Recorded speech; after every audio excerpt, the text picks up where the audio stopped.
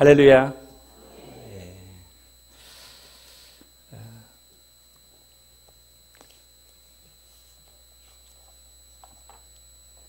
부족한 저를 초청해 주셔서 말씀 나눌 수 있게 해주셔서 너무 감사드리고요. 제가 대구에 내려온 지 이제 만 10년이 넘었습니다. 예. 그래서 우리 역사도 BC와 AD로 갈라지잖아요. 저 어렸을 때부터 초등학교 다니기 전부터 시골에서부터 자랐는데 서울로 이제 4학년 때 이사를 와서요. 전 서울에서 거의 이제 시간을 다 보냈는데요. 신앙생활도 계속 했었죠. 초등학교 주일학교 다니고 중고등부 다니고 그리고 일반 대학교를 갔다가 이제 대학원생으로 들어갔고 이제 군대도 다녀오고 해서 부교육자 시절도 한 10년간 하고 그러고 나서 이제 제가 이 대구로 내려오게 됐는데요. 근데 신앙생활이 이렇게 오래 교회를 다녔다고 해서 더 하나님을 더 깊이 만나는 건 아닌 것 같아요. 보니까 그 계기가 있어야 될 것 같아요. 저도 그 역사가 AD와 BC와 AD로 갈라지는 것처럼 대구 내려오기 전에 저의 신앙생활하고 그다음 대구 내려오고 나서 이 10년이 됐을 때 신앙생활이라고 본다면 대구 내려와서 이 10년 생활이 비록 힘들고 어려운 부분도 있지만 또 하나님을 더 깊이 경험하고 또 하나님을 체험하고 하나님을 알아가는 그런 귀한 시간이었다 이런 고백을 할 수가 있습니다. 그래서 꼭 어려움의 고난의 시간이 꼭 우리 믿는 사람들에게 꼭 안 좋은 것만은 아닌 것 같아요. 왜 하나님께서 광야에서 이스라엘 백성들을 애굽에서 노예 생활에서 해방시키고 나서 바로 가나안 땅으로 데리고 가시지 않고 목표는 가나안 땅이었는데 40년 동안 광야에서 이스라엘 백성들을 있게 하셨는가 하는 것을 보면은 그것은 오로지 하나님만 의지하도록 하기 위해서 그리고 그 전에 세상 의지하고 여러 가지 하나님 아닌 다른 것들을 의지했던 것들을 다 군살 빼게 하고 오로지 하나님께만 바라볼 수 있도록 만드시는 것 같아요. 예수 그리스도를 따라가는 삶은 형통하는 삶이고 그 형통이 하나님과 함께하는 삶으로서의 형통이지 물질적이고 어떤 몸으로서의 어떤 그런 의미에서만의 형통은 아닌 것 같습니다. 그래서 오늘 우리가 예수님을 따라가는 삶은 비록 힘들고 어렵더라도 그곳에 주님이 함께 하시면 그 시험을 고난을 이길 수 있게 하시고 승리하게 하시고 그곳에서 하나님이 함께 하시기 때문에 그곳이 천국이고 또 하나님의 기쁨이 가득할 때 우리가 신앙생활에서 진짜 하나님 우리 주님을 따라가는 삶이 될 줄로 믿습니다. 그리고 그 속에서 하나님의 역사를 경험할 때 또 승리하고 열매를 맺게 될 때 더 큰 하나님께 영광을 돌리게 될 줄로 믿습니다. 오늘 또 기도 제가 감명 있게 오늘 기도하신 은혜를 받고요. 또 찬양도 너무 은혜스럽게 찬양을 들었습니다. 하나님께 영광을 돌려드립니다. 본문으로 들어가서요. 바울이 1차 전도여행을 끝나고요. 1차 전도여행 끝나고 나서 2차 전도여행을 가는데요. 바울이 원래 2차 전도여행을 한 것은 1차 전도여행 한 지역을 다시 한번 되돌아보고 그 교회가 바로 서 있는지 확인하기 위해서 갔는데 하나님께서 갑자기 바울의 행로를 바꿔버리셨어요. 그래서 이제 오늘날의 그리스죠. 그 마게도냐 사람이 부른다 해가지고 성령께서 강권적으로 해서 2차 전도여행이 시작이 됩니다. 그 첫 번째 도시가 오늘 얘기한 빌립보 도시입니다. 첫 도시 빌립보죠. 그래서 바울로부터 복음을 듣고 세례를 받은 이 루디아의 집에서 바울 일행은 잠시 머물렀습니다. 여기서 바울 일행이라고 하면은 1차 전도여행 때는 바나바가 있었지만 2차 전도여행 때는 서로 의견이 안 맞아서 헤어지게 되고 바울과 실라 그리고 디모데 그리고 의사 누가까지 포함해서 4명입니다.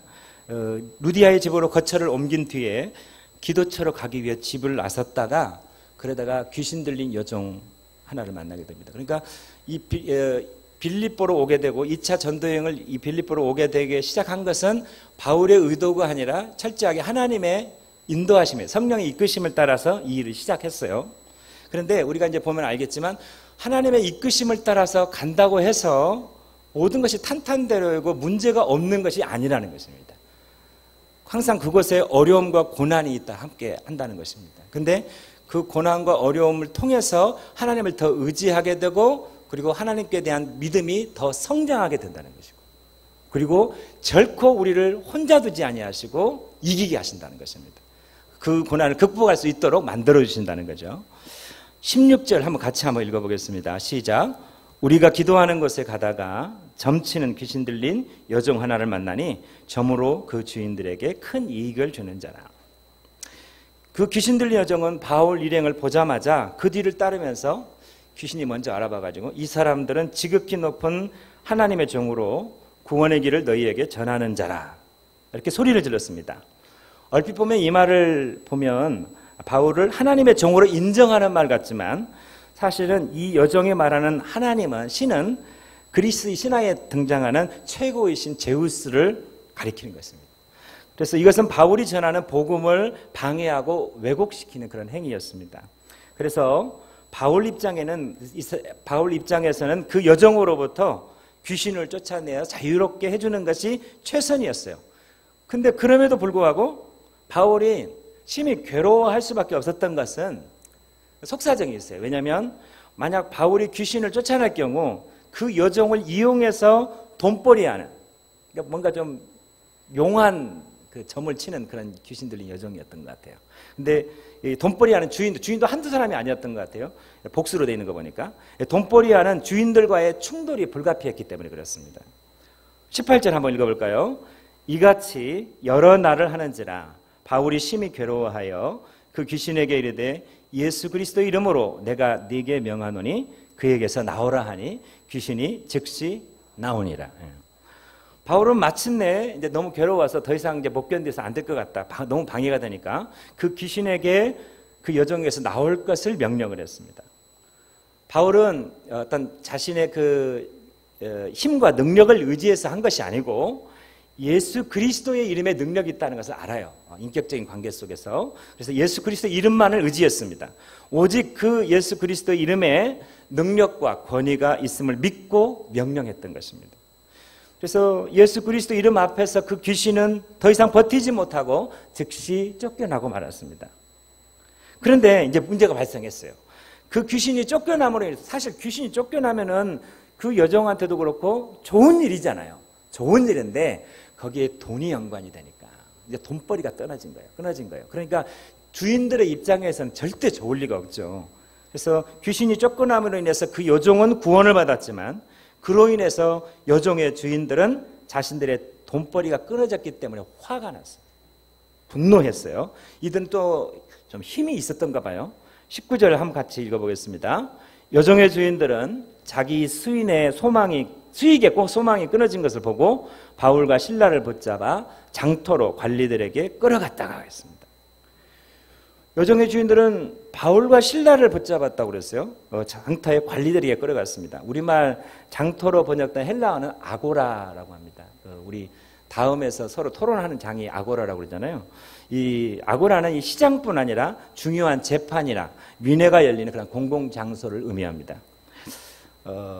바울 일행은 모두 4명이었다고 그랬잖아요. 제가 바울과 실라, 그 다음에 디모데도 있었고 의사 누가도 있었다고 그랬어요. 근데 모두 4명이었는데 여종의 이 주인들은 이상하게 디모데와 누가는 가만히 놔두고 바울과 실라만을 붙잡아서 아고라의 관리들에게 끌고 갔습니다. 왜 그랬을까요? 20절에 같이 한번 읽어보겠습니다. 20절 시작.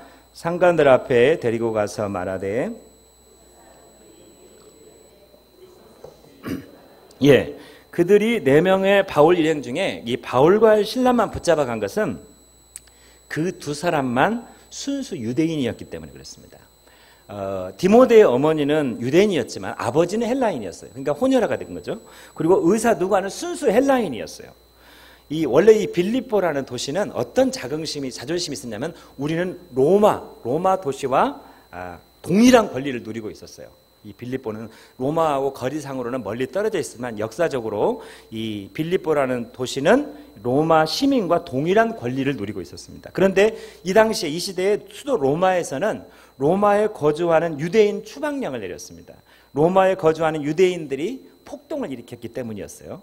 그래서 빌립보 시민들 역시 여기에 동조해서 로마 시민들이 유대인들을 싫어하니까 똑같이 이 빌립보 시민들도 유대인에 대해서 반감을 가지고 있었던 것입니다. 그러므로 귀신 들린 여정의 주인들이 만약 이 사람들을 바울과 실라를 어떻게든지 잡아 가두고 혼을 내줘야 되겠는데 귀신의 들린 여정에 귀신을 쫓아냈다고 해서 만약 잡아 가준다면은 이건 그 거리가 안 되는 거예요. 오히려 좋은 거잖아요. 자기들의 이익만 없어진 것 뿐이지 여정이 귀신 들린 것을 귀신 쫓아내준 것은 좋은 일이기 때문에 그걸 가지고 이 사람들에게 벌을 줄 수가 없었기 때문에 이 바울과 실라만 붙잡아간 이유는 유대인에 대한 그 빌립보 시민의 그 안 좋게 생각하는 그 심리를 이용하기 위한 것이었어요. 항상 정치도 그런 거잖아요. 우리 21절 22절 같이 읽겠습니다. 시작. 로마 사람인 우리가 받지도 못하고 행하지도 못할 풍속을 전한다 하거늘 우리가 일제히 일어나 고발하니 상관들이 옷을 찢어벗기고 매로 치라 하여. 여기서 귀신 들린 여정을 귀신 쫓아냈다 하기 때문에 그런 내용은 하나도 없죠. 뭔 얘기를 하냐면 우리가 받지도 행하지도 못할 풍속을 전한다 이런 식으로, 그리고 막 뭔가 이렇게 반란을 일으키는 것처럼 이렇게 얘기를 하고 있는 것입니다. 귀신 들린 여정의 주인들은 바울과 실라를 가리켜 유대인이라고 이렇게 말하고 있고요. 자신들을 포함해서 그곳에 모인 빌립보 시민들은 로마 사람인 우리라 이렇게 말하고 있습니다. 로마인인 빌립보 시민의 유대인에 대한 그 미워하는 감정을 좀 이용하고 부추기기 위해서 이런 술책을 부린 것입니다. 그리고 그들은 바울과 실라가 빌립보를 심히 요란하게 해서 로마 사람인 자신들이 받지도 못하고 행하지도 못할 풍속을 전한다 이렇게 고발을 한 것이죠. 그러자 이 빌립보 시민들은 성공했어요. 이 여주인들이 이 여종의 종들이 일제히 일어나 가지고 바울과 실라를 공격했습니다. 무조건 이유 따질 건 필요 없어요. 유대인이니까 싫은 거예요. 그래서 공격하고 상관들은 정당한 법적 절차도 거치지 않고 바울과 실라에게 형벌을 가했습니다. 모든 것이 귀신 들린 여정의 주인들의 뜻대로 이렇게 된 셈이었죠. 이것은 마치 뭘 연상하냐면 유대 종교 지도자들이 군중들을 선동해가지고 예수님이 죄가 없음에도 불구하고 예수님을 십자가에 못 박도록 한 것입니다. 마귀가 이렇게 성공한 줄 알았죠. 예수님. 그렇지만 예수님이 결국은 그것이 물론 유대 종교 지도자들이 선동을 해서 예수님이 십자가에 못 박혀 죽으셨지만 사실은 그것을 역으로 이용해서 하나님의 뜻을 이루신 거죠. 예수님이 십자가에 못 박혀 죽으심으로 우리 죄 때문에 십자가에 못 박혀 죽으시고 3일 만에 부활하신 거죠. 마찬가지입니다. 우리가 당하는 이 고난이 마치 왜 하나님이 나를 보호해 주시지 않을까? 지금 이 상황들이 다 바울과 실라가 잘못한 건 하나도 없어요. 그런데 지금 뭔가 누명을 씌워가지고 여기에 이제 매를 맞게 되고 이제 나중에 지하 감옥에 갇히게 되는 그런 어려운 상황으로 발전하게 되는데 하나님이 거기에 간섭하지 않아요. 간섭하지 않으시고 그대로 그 어려운 고난을 다 당하게 만드시는 거예요. 근데 여기에 놀라운 뜻이 하나님이 이 예수 그리스도의 십자가의 고난도 마찬가지로 정말 아무 죄도 없으신 예수님이 그 죄를 뒤집어 쓰시고 십자가에 못 박혀 죽으셨잖아요. 근데 그 십자가의 죽으심이 오히려 온 인류를 우리를 구원하시기 위한 십자가로 고난의 대속으로 하나님께서 사용하신 것이죠. 오늘 이 바울과 실라도 왜 복음을 전하는 우리에게 또 이곳에 빌립보로 나를 인도하시는 분도 내 뜻이 아니라 성령의 인도하심 따라서 여기에 왔는데 나를 왜 이렇게 또 복음을 전하기 위해서 이곳에 왔는데 복음을 전하다가 이런 어려움 고난을 당하는데 왜 하나님 나 보호해 주지 않는가에 대한 그런 의문이 생길 수가 있었다는 거죠. 그럼에도 우리가 분명히 알아야 될 사실은 내가 죄를 지어서 당하는 고난이 아니고 하나님의 뜻을 따라서 내가 순종하면서 나갈 때 당하는 그 고난은 하나님의 허락하심 가운데 일어나는 줄로 믿으시기 바랍니다. 왜? 예수 믿는 우리에게는 고난은 절대 우연이 없어요. 그 말은 우연히 발생한다는 것은 하나님의 어떤 전능하심을 우리가 부인하는 것이 되잖아요. 결코 하나님이 우리를 지켜줄 능력이 없어서 일어난 것이 아니라고 하는 것입니다. 그 상관들이 바울과 실라에게 내린 판결은 그들의 옷을 찢어 벗기고 매로 치는 것이었습니다. 바울과 실라의 맨몸을 몽둥이로 치게 한 것입니다. 죄수의 옷 위로 매질을 하면 아무리 옷이 얇아도 옷이 일종의 방어막 역할을 해주죠. 그런데 옛날 우리나라에서도 태형을 가할 때는 반드시 죄수의 옷을 먼저 벗겼습니다. 옷을 벗긴 맨몸에 매질을 가하면 금방 살이 터질 뿐만 아니라 때로는 몽둥이에 살점이 묻어나기도 합니다. 태형을 당해보지 않으세요? 어떻게 그 고통을 알겠어요? 저도 어렸을 때는 이렇게 매를 맞아가면서 선생님한테 매 맞아서 이렇게 자랐는데, 아우, 맞으면 되게 아프더라고요. 그리고 고등학교 때는 자율학습 좀 늦으면 막 몽둥이 들고 막 때리시고 그러신 것 같은데, 정말 그 살벌한 분위기인데, 그거랑은 상관이, 비교할 수 없겠죠. 여기서 바울은 참 이상한 것은 로마 시민권을 가진 자라고 밝혔더라면 절대로 이렇게 맞지 않았을 거예요. 로마 시민은 죄를 이렇게 판결되지 않은 상태에서 어떤 태형을 가할 그러면은 이건 그 태형을 가한 사람이 불이익을 당하게 되어 있습니다. 심판을 당하게 되어 있어요. 그런데 바울은 이상하게도 마치 예수 그리스도께서 털 깎는 자 앞에서 서 있는 어린 양처럼 자신을 위해서 한마디도 변호하지 않고 침묵했습니다. 나 로마 시민이다. 나중에 그 예루살렘에서 붙잡힐 때는 내가 로마 시민이라고 분명히 밝히거든요. 근데 이 빌립보에서는 왜 그랬는지 모르겠어요. 자기가 로마 시민, 역시 신라도 로마 시민권을 가지고 있었습니다. 근데도 불구하고 전혀 이것을 사용하지 않고 침묵했습니다. 왜 그랬을까요? 23절 같이 한번 읽어보겠습니다.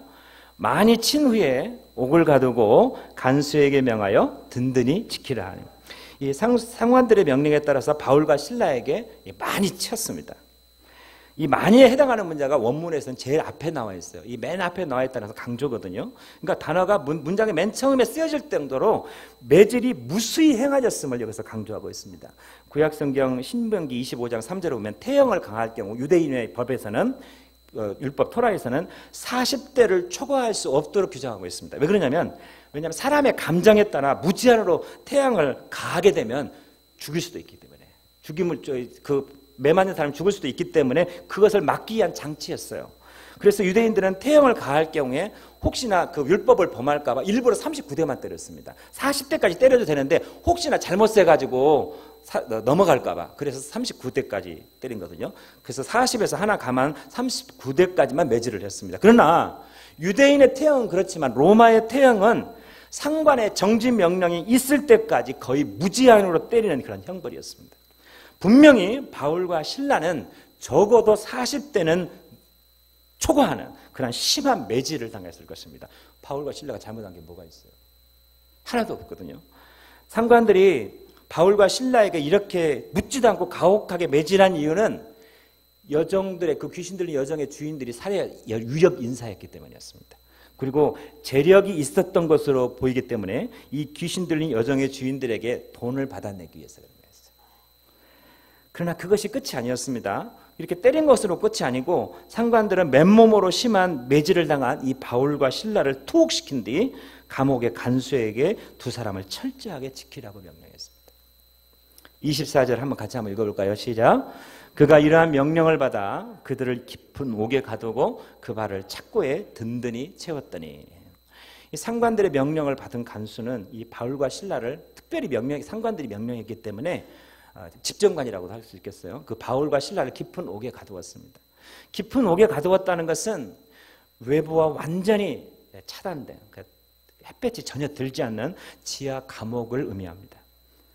그것도 모자라서 간수는 바울과 신라의 발에 착고까지 채웠습니다. 착고는 죄수들의 가랑이가 찢어질 정도로 다리를 벌리지 않으면 안 되게끔 양 발목에 채우는 그런 기구입니다.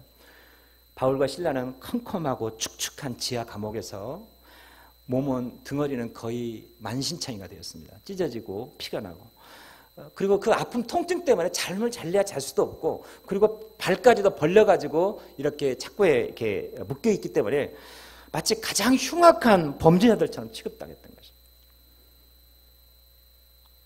저는 이 말씀을 가만히 생각하면서 바울이 나중에 찬양하게 되는데 왜 찬양하게 됐을까를 한번 묵상을 해봤어요. 바울과 신라가 이 지하 감옥에 갇혔을 때 저는 누구 생각이 절로 났을까 하는 거예요. 바로 저는 예수님이 생각났을 거라고 생각됩니다. 자신들의 죄를 대속하기 위해서.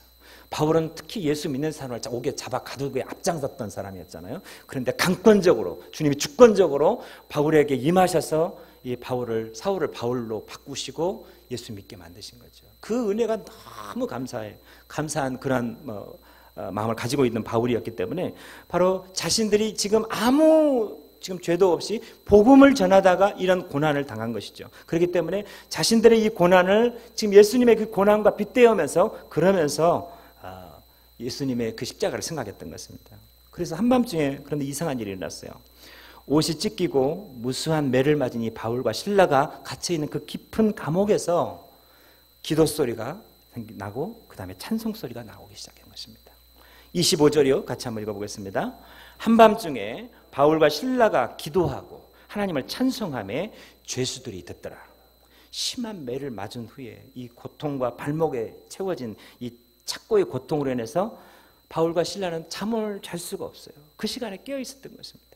그러면 생각해 보세요. 바울과 신랑 입장이라고 생각해 보세요. 너무 지금 아프고 있고 잠은 오지 않고 그럼 뭐 하겠어요? 이 사람들 하나님의 사람들이잖아요. 그러니까 기도했겠죠. 하나님 앞에 기도했을 것입니다. 그리고 기도가 나중에 찬양으로 바뀌어지기 시작해요.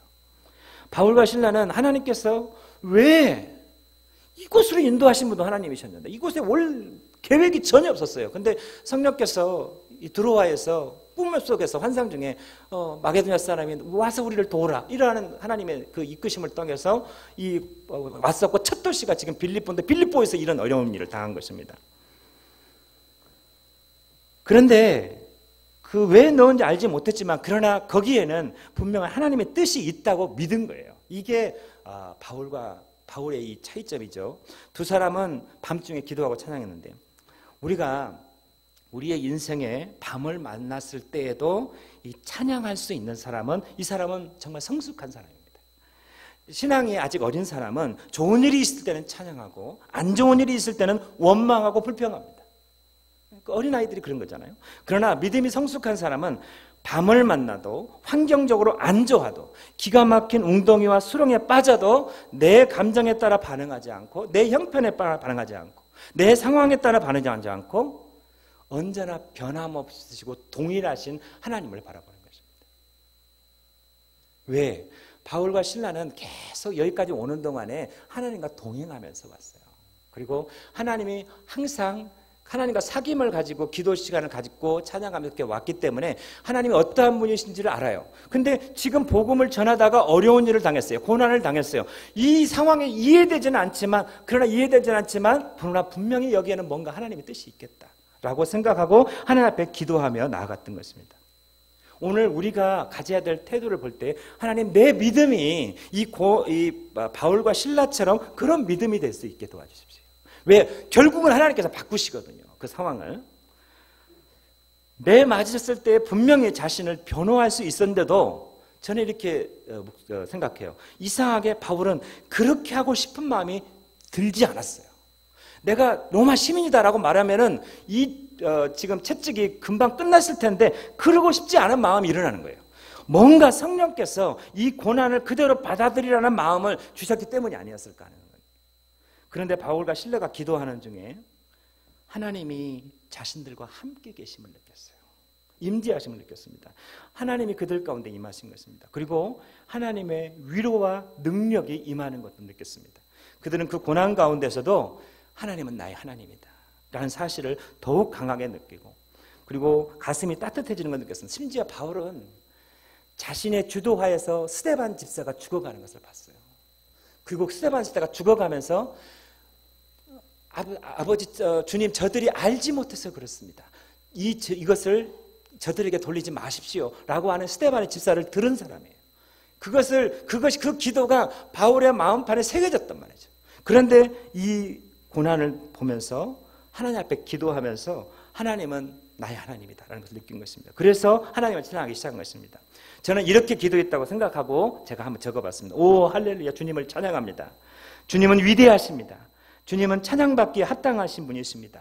나를 구원하신 우리 주님을 찬양합니다. 주님의 십자가 고난에 비하면 우리가 당하는 이 고난은 아무것도 아닙니다. 주님을 사랑합니다. 주님만 홀로 영광 받으셔서 바울이 이렇게 고백하셨던 것은 그 시간에 성령이 임재하셨기 때문에 그렇습니다. 그러니까 성령이 임재했다고 해서 고난이 없는 건 아니에요. 우리가 이것을 보면은 바울은 성령과 함께 했어요. 하나님의 함께 하심을 느끼고 있어요. 그런데도 고난받고 있어요. 그러면서도 아픔을 겪고 있는 것입니다. 그렇기 때문에 또 바로 이 로마 시민권을 제시할 수 있었지만 제시하지 않은 것입니다. 여기 찬송했다라고 그랬죠. 찬송했다는 것은 헬라어로 미완료 가고동사인데요. 그 미완료는 한 번 한 게 아니라 계속적인 계속적인 행동을 했던 것을 말하고 있습니다. 그러니까 바울과 실라가 하나님의 하나님 되심을 노래하고 찬양하기를 이제 큰 지진이 날 때까지 계속 찬양했다는 것입니다. 한번 감옥 속에서 조용히 한번 찬양하는데 할렐루야 하고 하나님을 찬양합니다. 왕이신 나의 하나님 하는데 막 감동이요. 하나님이 다 붙들어 주시고 그러니까 막 이 모든 죄수들이 다 듣고 있고 하나님의 그 임재를 더 강하게 느껴지는 것입니다.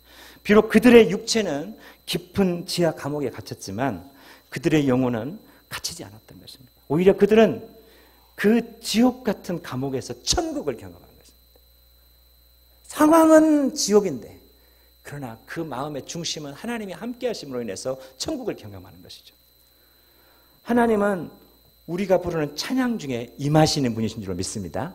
이스라엘의 찬송 중에 거하시는 주여 주는 거룩하시니이다. 시편 20편 3절에 그렇게 말씀합니다. 우리가 부르는 찬양 중에 주님이 임재하신다고, 주님이 함께 거하신다고 그랬어요. 그래서 그 찬양을 기쁘게 받으신다고 그랬습니다. 이 백성은 내가 나를 위하여 지었나니 나의 찬송을 부르게 하려 함이라. 하나님께서 우리 인간을 창조하신 그 첫 번째, 제일 큰 목적이 우리를 통해서 찬양받으시기 위해서인 것입니다. 그러므로 우리는 주님을 찬양해야 돼요. 우리가 얼마만큼 주님을 찬양합니까? 새 노래로 주님을 찬양하라고 말씀하고 있잖아요. 우리가 이 새 노래로 찬양을 할 때 새 노래를 찬양한다는 의미가 뭘까요? 맨날 새로운 곡을 배워가지고 부르는 찬양이라고 생각할까요? 그게 아니고 매일매일마다 하나님을 새롭게 만나서 그 하나님을 찬양하는 것입니다. 내가 만난 하나님, 신실하신 하나님을 만났으면 신실하신 하나님 주님을 찬양합니다. 전능하신 하나님을 만났으면 전능하신 하나님을 찬양합니다. 언제나 내가 부족하고 연약함에도 불구하고 나를 내치지 않냐시고 끝까지 나를 사랑하시는 그 하나님을 찬양합니다. 이게 새 노래입니다.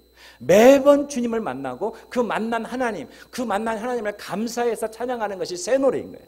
오늘 이 새 노래를 계속해서 부르시는 우리 에베네셀 찬양대 우리 모든 성도님들 되시기를 바랍니다. 예, 우리가 부르는 찬양 중에 하나님 임재하십니다.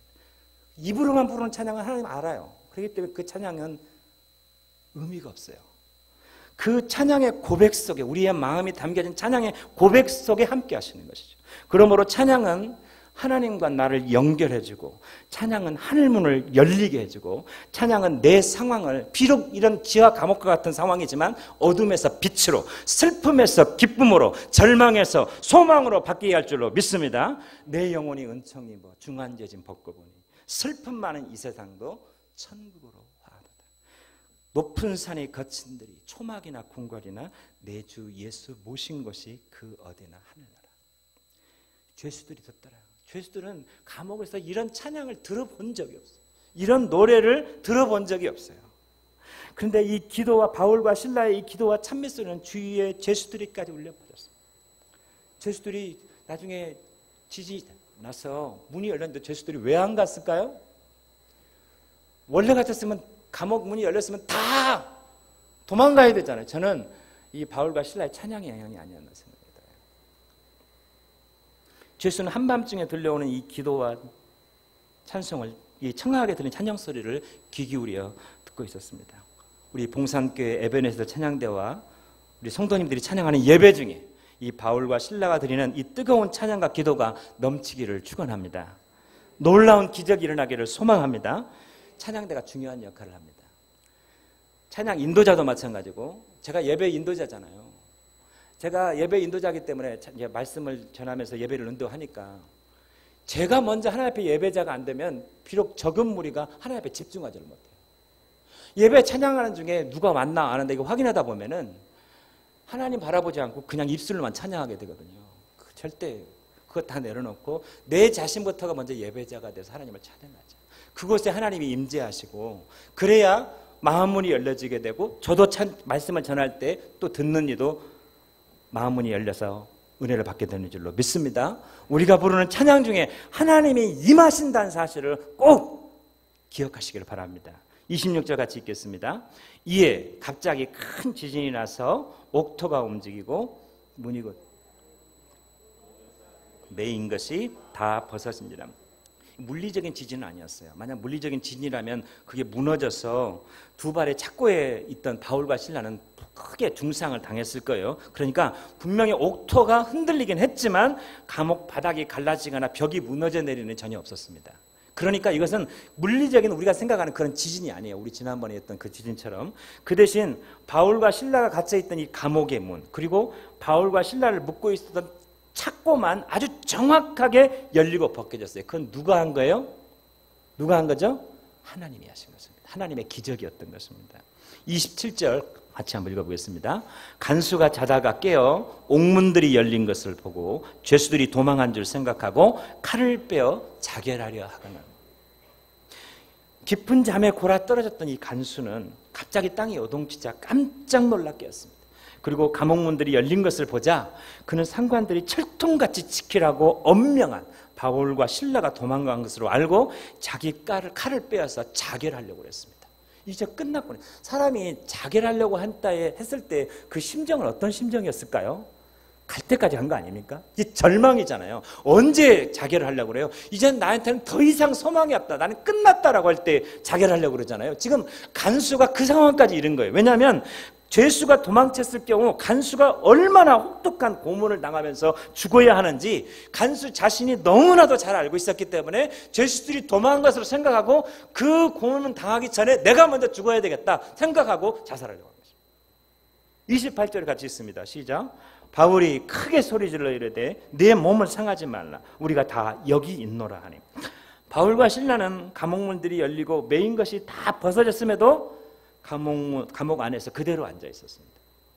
바울은 간수가 자살하는 것을 보고 우리가 감방 안에 그대로 있으니까 자살하지 말라고 큰 소리로 외쳤습니다. 그렇다면 지진이 일어나서 옥문이 열렸는데도 왜 바울과 실라는 도망가지 않았을까? 왠지 바울은 도망가고 싶지 않았어요. 바로 간수 때문이었습니다. 주님의 손길이 바로 이 간수에게 있다는 사실을 감지하고 있었던 것이라고 생각이 돼요. 29절 같이 있습니다. 시작. 간수가 등불을 달라고 하며 뛰어들어가 무서워 떨며 바울과 실라 앞에 엎드리고. 간수는 등불을 들고 바울과 실라가 갇혀있던 감옥 안으로 뛰어들어갔습니다. 방금 들린 소리처럼 정말 그 두 사람이 감옥 안에 그대로 있는지 자신의 두 눈으로 똑똑히 확인하기 위해서였습니다. 근데 놀랍게도 문이 열린 감옥 안에는 두 발의 착고에서마저 벗어난 이 바울과 실라가 아무 일도 없다는 듯이 그대로 앉아 있었던 것입니다. 이 장면을 바라보고 있었을 때 아마 성령께서 이 간수의 마음을 굉장히 지금 마음을 만지고 있었던 것 같아요. 간수는 뭔가 알 수 없는 힘에 사로잡혀서 무서워 떨면서 바울과 실라 앞에 엎드렸습니다. 30절 같이 있습니다. 시작. 그들을 데리고 나가 이르되 선생들이여 내가 어떻게 하여야 구원을 받으리이까 하거늘. 왜 갑자기 이 소리를 하죠? 왜냐하면 그들이 나가서 이 간수가 말하는 게 뭐냐면 내가 어떻게 해야 구원을 받으리이까? 구원을 받아야 된다는 말을 누가 하지도 않았는데 이 간수가 지금 바울과 실라에게 말하는 게 뭐냐면 어떻게 해야 내가 구원을 받으리이까? 이 말은 뭐냐면 간수는 주님이 준비하신 영혼이었어요. 택함 받은 하나님이 예비하신 영혼이었던 것입니다. 자살을 할 정도로 절망적인 상황 가운데로 하나님께서 몰아가시고 그런 다음에 이 바울과 실라를 통해서 이 주의 복음을 듣도록 하기 위해서 했던 것입니다. 그러니까 바울과 실라에게서 뭔가 알 수 없는 힘을 이 간수는 발견했던 거죠. 간수는 정말 복음에 대해서 완전히 준비되고 열려있는 사람이었습니다. 한번 더 들어볼까요? 만약 바울과 실라가 물론 빌립보에 전도하러 왔고 복음을 전하러 왔지만 하나님께서 지금 구원하고 싶어하는 사람이 누구였냐면 간수와 그의 가족들이었어요. 그런데 간수와 그의 가족을 바울과 실라가 만날 길이 있어요, 없어요? 그냥 정상적인 방법으로는 바울과 실라가 간수와 간수의 가족들을 만날 길이 없는 거예요. 하나님이 간수와 간수의 가족들을 구원하시기 위해서 비록 바울과 실라가 고난을 닥치긴 하지만 그러나 그 고난을 겪게 만들므로 인해서 간수를 만나게 한 것입니다. 그런데 바울과 실라는 손해만 본 게 아니에요. 비록 육신적으로 많은 매를 두들겨 맞아서 힘들었지만 그러나 그 감옥에서 기도했을 때 하나님이 깊이 그들을 만나주셨습니다. 깊이 주님을 만났고 임재를 경험했고 그 임재에 견딜 수 없어서 하나님을 찬양하기 시작한 것입니다. 하나님 너무 감사해서 어떻게 감옥 안에서 감사할 수 있어요? 이건 성령께서 함께 하시지 않는 한 우리 힘으로는 감옥에서 그 매 맞고 기뻐할 수 없어요. 사람의 힘으로 어떻게 매 맞고 죽을 수밖에 없는데 죽고 싶은 성령이 너무 많은데 그 속에서 찬양할 수 있겠어요? 성령께서 함께 하시지 않는 한 그럴 수 없다는 거죠. 그러니까 성령이 임재하셔서 하나님을 찬양하기 시작한 것입니다. 하나님 눈동자같이 바울과 실라를 지키고 계신 것이죠. 그림을 찬양할 때 하나님의 임재를 경험하고 그러니까 아마 다른 어떤 때의 찬양보다 이 지하 감옥에서 하나님 앞에 기도하고 찬양했던 이 임재는 이 하나님을 만난 것은 아마 없었을 거라는 생각이 듭니다. 그러니까 오늘 에베네zer 찬양대 여러분 그리고 성도 여러분 한번 생각해 보세요. 하나님께서는 왜 바울과 실라에게 이런 고난을 허락하셨을까? 왜 몸이 으스러질 정도로 매를 맞고 지하 감옥에 갇혀야만 했을까? 그리고 분명히 매를 맞지 않도록 자신을 변호할 수 있었는데도 불구하고 왜 하나님은 바울에게 침묵하라는 이 고난을 그대로 받아들이라는 마음의 감동을 주셨을까? 왜 감옥문이 열렸음에도 불구하고 도망가지 않고 그대로 감옥 안에 앉아있게 하셨을까? 우리가 분명히 알아야 되는 것은 하나님은 고난 중에 있지만 절대로 우리를 혼자 두지 아니하신다는 사실입니다. 그래서 그 어려움을 겪고 이겨낼 수 있게 만드시는 것이죠. 제가 내세울 만한 부흥을 경험하지는 못했지만 그러나 이 10년여 동안 제가 그랬잖아요. 여기 대구 내려오기 전과 후 완전히 다르다고. 하나님이 함께 하시고 하나님이 지켜주신 것을 경험하고 있습니다. 오늘 우리 모든 성도들도 내가 환경이 힘드냐 안 힘드냐 고난이 있느냐 없느냐 그게 중요한 게 아니고 오늘 그 상황 속에서 내가 주님과 매일매일 관계 속에서 주님과 사귐을 가지고 있는가, 주님의 임재 가운데 있는가, 말씀과 기도를 통해서 주님을 경험하고 있는가. 그 주님을 경험하고 있으면 나는 부유한 자지만 아무리 상황이 좋고 모든 것이 다 평안하고 그런다 할지라도 주님의 임재 없이 하나님과 함께하는 것 없이 평안하다면 그건 영적으로 대단히 가난한 사람인 거죠. 부유한 사람이 되시길 바랍니다. 그 이유는 왜 그렇게 하냐면 바로 이 간수와 그의 가족을 구원하기 위해서요. 한 영혼이 천하보다 더 귀한 것을 여기서 알 수가 있습니다. 세상에 이 가족들을 구원하기 위해서 자기가 그렇게 사랑하는 종을 매맞게 만들었어요. 간수가 얼마나 소중한 영혼이었으면 자기 사랑하는 종들을 그 바울과 실라를 매맞게 하십니까? 하나님은요 한 영혼이 주님 앞에 돌아올 때 얼마나 기뻐하시고 하나님께서 춤추실지 모릅니다. 이 말은 무슨 말이냐면 내가 주님을 믿고 돌아왔을 때, 거듭났을 때, 하나님의 자녀가 됐을 때 하나님께서 천국에서 너무나도 기뻐하시고 춤추셨은 줄로 믿습니다. 내가 그렇게 귀한 존재. 잘 짜여진 각본처럼 치밀하고 섬세하게 이 모든 과정을 이끌어 가신 것이죠. 31절 32절 같이 있습니다. 시작. 주 예수를 믿으라. 그리하면 너와 내 집이 구원을 받으리라 하고 주의 말씀을 그 사람과 그 집에 있는 모든 사람에게 전하더라. 주의 말씀이 뭐겠어요? 예수 그리스도의 복음이죠. 33절 34절 같이 있습니다. 그 밤 그 시각에 간수가 그들을 데려다가 그 맞은 자리를 씻어주고 자기와 그 온 가족이 다 세례를 받은 후 그들을 데리고 자기 집에 올라가서 음식을 차려주고 그와 온 집안이 하나님을 믿음으로 크게 기뻐하죠. 바로 그 전날에 매를 두드러 맞고 엄청나게 고통스러워 아파하고 있는데 이제 지금 어떻게 변해버렸어요? 완전히 역전이 돼버렸어요. 간수가 바울을 어떻게 하죠? 치료하고 있어요. 그 맞은 자리를 씻어주고 있어요. 그리고 자기와 그 온 가족이 세례를 받고 있어요. 하나님이 주신 고난은 그냥 주신 고난이 아니에요.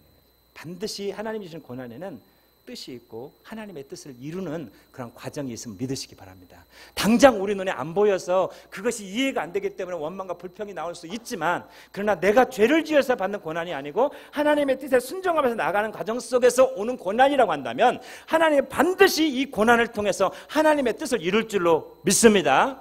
믿음으로 승리하시길 바랍니다. 하나님은 당신의 방법과 당신의 뜻대로 복음을 전하게 하십니다. 인간의 방법이 아니에요. 비록 바울과 실라에게 매맞아 살이 찢겨지는 고통이 따랐지만 하나님께서는 그 결과 간수와 그의 가족들이 바울이 전하는 복음을 듣고 구원을 받게 하셨습니다. 바울과 실라도 손해보는 장사하지 않았어요. 하나님을 깊이 경험하고 만났기 때문입니다. 하나님은 절대로 실수하지 않으십니다. 우리 찬양 중에 이 찬양 있잖아요. 완전하신 나의 주. 그 다음에 뭐죠? 그의 날 인도하소서. 완전하신 하나님, 실수가 없으신 하나님이십니다. 고난도 적절히 사용하십니다.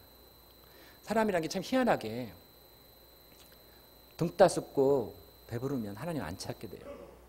그러나 고난이 있으면 평소에 새벽기도 안 하신 분들이 새벽기도 나오기 시작하고, 사람이 어쩔 수 없습니다. 고난이 있을 때 마음이 갈급해지고 가난해져서 하나님을 찾기 시작합니다. 하나님께서 내가 잘못하는데 고난을 주신다. 기도하라는 사인이고, 너 나한테 멀어졌다. 더 가까이 나와봐라. 그것은 하나님의 사인으로 받아들이시기를 바랍니다. 하나님이 통제하시지 못하시는 상황이나 사건은 절대로 없습니다. 하나님의 자녀에게 뜻없이 일어나는 일은 없습니다. 우리는 하나님의 택함 받은 하나님의 자녀인 줄로 믿습니다. 그렇기 때문에 하나님의 손 안에 있어요. 원수가 함부로 나를 건드리지 못해요. 왜? 내가 주님 안에 있기 때문에. 하나님은 정확하십니다. 그러므로 그분을 온전히 신뢰하십시오.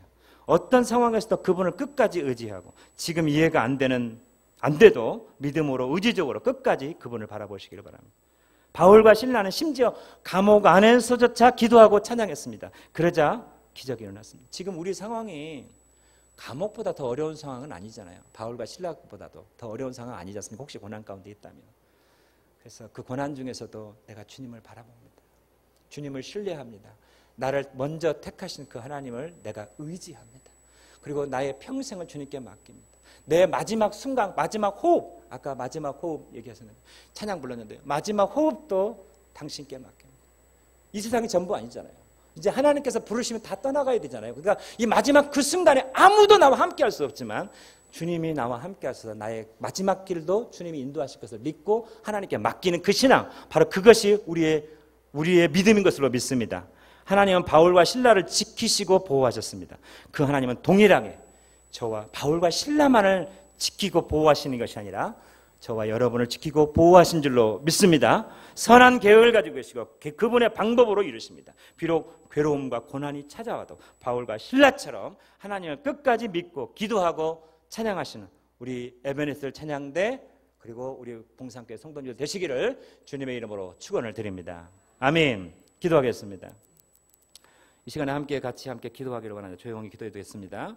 하나님, 오늘 이 말씀 속에서 나에게 주시는 메시지가 있다면, 하나님, 바울과 실라가 감옥에서도 기도하고 찬양할 수 있었던 그 능력이 있었던 것처럼, 하나님이 함께 하심으로 있었던 것처럼 나도 그렇게 될 수 있게 도와주시고, 항상 주님을 찬양하고 예배하는 삶, 그리고 하나님은 완전하신 분이시고 나를 끝까지 책임지시는 분이심을 믿고 하나님 앞에 믿음으로 이번 한 주간에도 승리할 수 있게 해달라고 우리 함께 주여 한번 부르시고 기도하겠습니다. 주여, 거룩하신 하나님 아버지 감사합니다. 하나님 감사합니다.